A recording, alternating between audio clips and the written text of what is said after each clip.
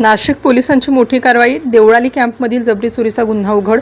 3 सराईत गुन्हेगारांसह 2 अल्पवयीन ताब्यात.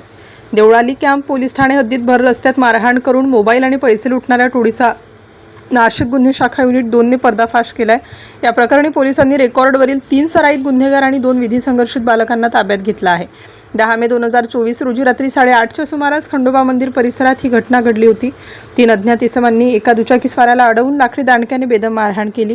त्यानंतर त्याचा मोबाईल हिसकावून घेत मोबाईलमधील UPI ॲपद्वारे बँक खात्यातून परस्पर पैसे काढून घेतले होते.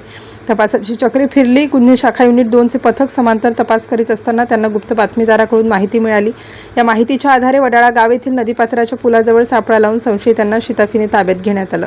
ताब्यात घेतलेले संशयित आरोपी अभिषेक लक्ष्मण पंडित वय 22 वर्ष राहणार अयोध्यानगर नाशिक, आशिष रामचंद्र सोंडे वय 19 वर्ष राहणार भगूर नाशिक, प्रथमेश सुनील बनसोडे वय 20 वर्ष राहणार भगूर नाशिक, 2 विधी संघर्षित बालके. स्टार न्यूजसाठी मोहसिन पठाण, नाशिक.